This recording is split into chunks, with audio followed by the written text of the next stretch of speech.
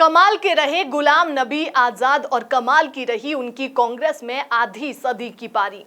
क्या क्या नहीं पाया और क्या क्या नहीं दिया कांग्रेस ने, फिर भी कांग्रेस में टिके नहीं रह पाए। ये तो बहुत पहले से स्पष्ट हो गया था जब वे राज्यसभा को अलविदा कह रहे थे। जब विदा हुए तब प्रधानमंत्री नरेंद्र मोदी और गुलाम नबी आजाद की जुगलबंदी सामने आई थी। प्रधानमंत्री ने कहा था कि हम आपके अनुभव का लाभ उठाएंगे, और लो, सही वक्त आ गया इनके अनुभव का लाभ उठाने का। जम्मू कश्मीर में चुनाव के समय सबसे बड़े चेहरे के रूप में भाजपा इन्हें पेश करेगी, ये लगभग तय है। राज्यसभा से विदा होते ही गुलाम नबी आजाद सचमुच कांग्रेस से आजाद हो चुके थे, क्योंकि तुरंत G23 समूह बनाकर कांग्रेस हाईकमान की आलोचना शुरू कर दी थी। पत्र लिखने से हुई शुरुआत त्याग पत्र लिखने तक पहुंच गई। उससे पहले अश्वनी कुमार, आनंद शर्मा और कपिल सिब्बल तक निकल लिए, और इनको निकालने के बाद खुद गुलाम नबी आजाद भी घोषित रूप से आजाद हो गए। कांग्रेस को जितना अंदर रहकर नुकसान पहुंचा सकते थे वो पहुंचाने के बाद बाहर आ गए, ये संदेश देकर कि भारत जोड़ो से पहले कांग्रेस जोड़ो का अभियान कांग्रेस को चलाना चाहिए।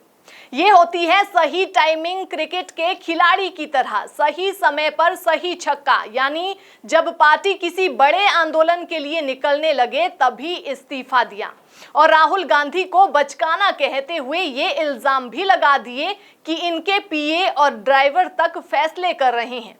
गुलाम नबी का इल्जाम इतना हास्यास्पद है कि क्या कहें। कोई पूछे कि जब आपको जम्मू कश्मीर का मुख्यमंत्री बनाया था तो क्या ये फैसला राहुल गांधी के पीए ने किया था या फिर ड्राइवर ने किया था? इतने बड़े बड़े पद दिए गए, कौन ये सब देता रहा? जब कांग्रेस संकट में आई तो आप इल्जाम लगाकर भाग खड़े हुए। जब पार्टी दे रही थी तब तो नहीं कहा कि राहुल गांधी या सोनिया गांधी किसी की नहीं सुनते।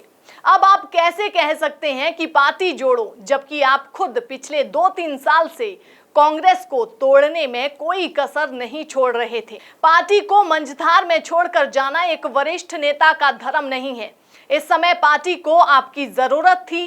सही कहा पूर्व मुख्यमंत्री और प्रतिपक्ष नेता भूपेंद्र सिंह हुड्डा ने कि इतने बड़े वरिष्ठ नेता के जाने से नुकसान तो होगा, लेकिन पार्टी में रहकर पहले से ही अपने हथियार जो चलाए उसका जाना ही सही है। गुलाम नबी आजाद कांग्रेस को लगभग पूरी तरह से अलविदा कह चुके थे, बस इस्तीफा देना बाकी रह गया था। कितने सारे इल्जाम लगाकर गुलाम नबी आजाद चलते बने। नुकसान तो होगा, निश्चित तौर पर होगा, और भरपाई भी नहीं हो पाएगी, क्योंकि जम्मू कश्मीर में किसके सहारे चुनाव में जाएगी कांग्रेस?